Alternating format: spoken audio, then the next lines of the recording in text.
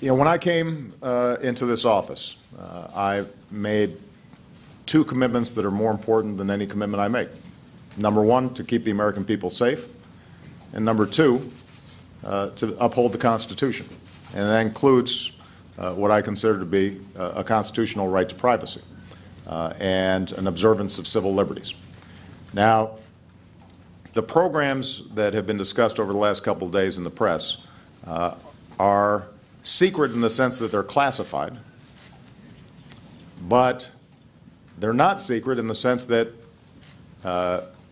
when it comes to telephone calls, every member of Congress has been briefed on this program. With respect to all these programs, the relevant intelligence committees are fully briefed on these programs.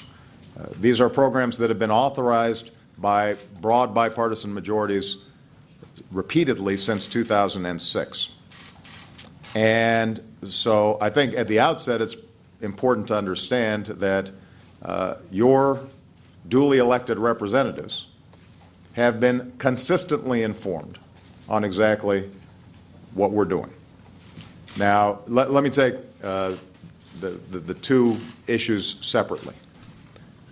When it comes to telephone calls, nobody is listening to your telephone calls. That's not what this program's about. As was indicated, what the intelligence community is doing is looking at phone numbers and durations of calls. They are not looking at people's names, and they're not looking at content. But by sifting through this so-called metadata, they may identify potential leads with respect to folks who might engage in terrorism. If these folks, if the intelligence community then actually wants to listen to a phone call, they've got to go back to a federal judge, just like they would in a criminal investigation. So I want to be very clear. Some of the hype that we've been hearing over the last day or so, nobody's listening to the content of people's phone calls. This program, by the way, is fully overseen not just by Congress, but by the FISA court, a court specially put together to evaluate classified programs to make sure that the executive branch or government generally is not abusing them and that it's being carried out consistent with the Constitution and rule of law. And so not only does that court authorize the initial gathering of data, but I want to repeat, if anybody in government wanted to go further than just that top line data and wanted to, for example, listen to Jackie Combs' phone call, they'd have to go back to a federal judge and indicate why, in fact, they were doing further probing. Now, with respect to the internet and emails, this does not apply to U.S. citizens, and it does not apply to people living in the United States. And again, in this instance, not only is Congress fully apprised of it, but what is also true is that the FISA court has to authorize it. So, in summary, what you've got is two programs that were originally authorized by Congress, have been repeatedly authorized by Congress, bipartisan majorities have approved of them. Congress is continually briefed on how these are conducted. There are a whole range of safeguards involved, and federal judges are overseeing the entire program throughout. We're also setting up, we've also set up an audit process when I came into office to make sure that we're, after the fact, making absolutely certain that all the safeguards are being properly observed. Now, having said all that, you'll remember when I made that speech a couple of weeks ago about the need for us to shift out of a perpetual war mindset. I specifically said that one of the things that we're going to have to discuss and debate is how are we striking this balance between the need to keep the American people safe and our concerns about privacy. Because there are some trade-offs involved. Now, I welcome this debate, and I think it's healthy for our democracy. I think it's a sign of maturity, because probably 5 years ago, 6 years ago, we might not have been having this debate. And I think it's interesting that there's some folks on the left, but also some folks on the right who are now worried about it, who weren't very worried about it when it was a Republican president. I think that's good that we're having this discussion. But I think it's important for everybody to understand, and I think the American people understand, that there are some trade-offs involved. You know, I came in with a healthy skepticism about these programs.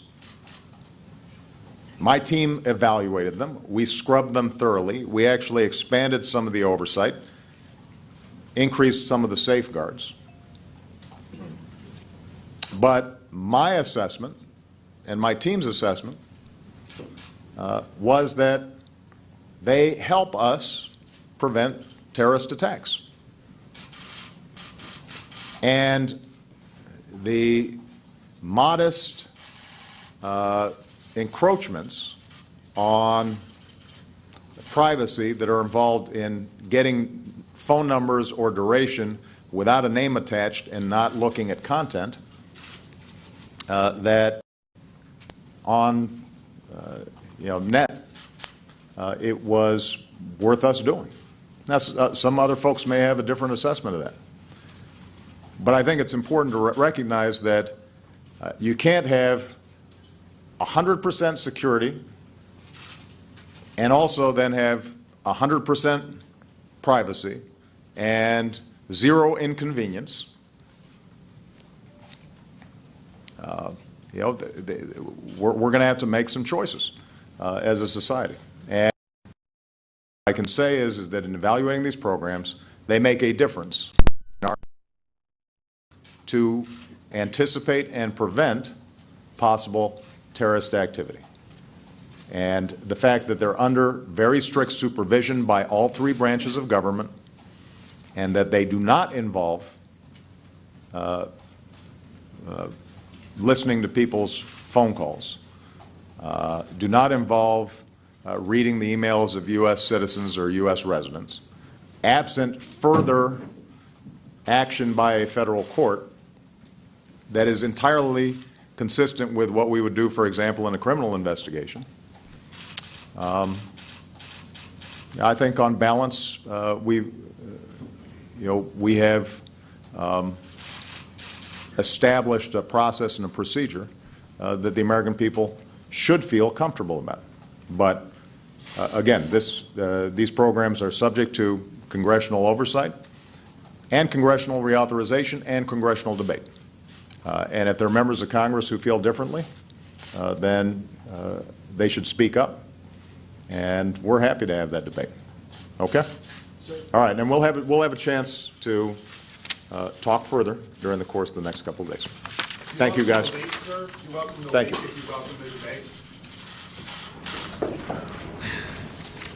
I don't welcome leaks because there's a reason why these programs are classified. I think that there is a suggestion that somehow any classified program is a quote-unquote secret program, which means it's somehow suspicious. But the fact of the matter is, in our modern history, there are a whole range of programs that have been classified because when it comes to, for example, fighting terror, our goal is to stop folks from doing us harm, and if every step that we're taking to try to prevent a terrorist act is on the front page of the newspapers or on television, then presumably the people who are trying to do us harm are going to be able to get around our preventive measures. That's why these things are classified. But that's also why we set up congressional oversight. These are the folks you all vote for as your representatives in Congress, and they're being fully briefed on these programs. And if, in fact, there were abuses taking place, presumably, those members of Congress could raise those issues very aggressively. They're empowered to do so.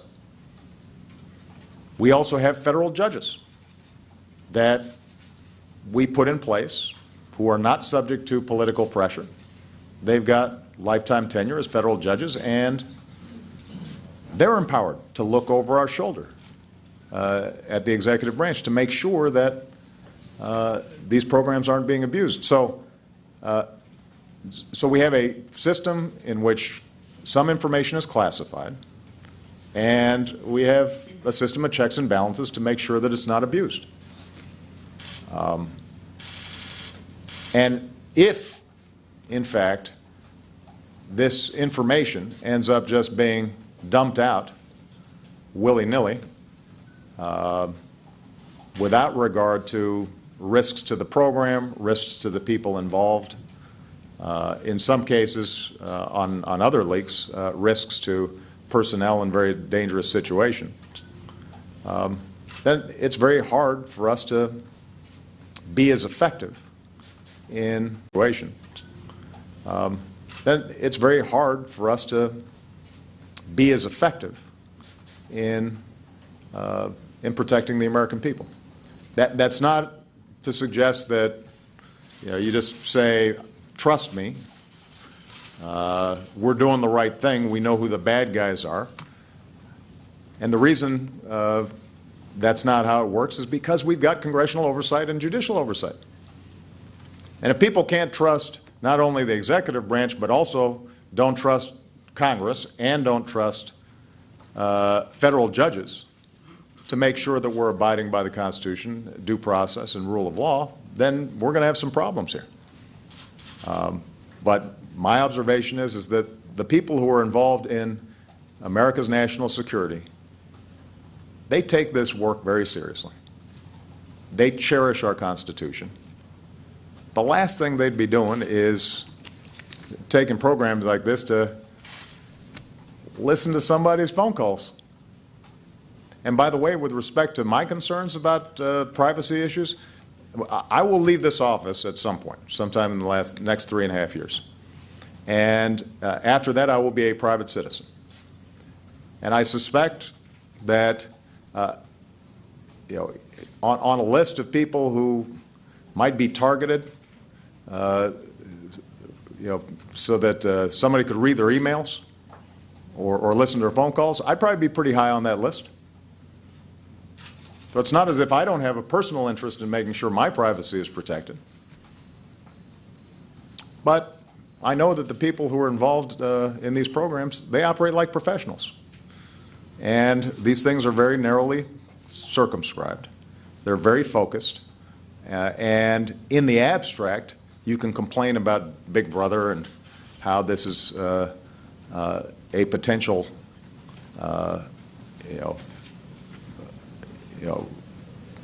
program run amok. But when you actually look at the details, then I think we've struck the right balance. All right? Thank you very much, guys. That's it.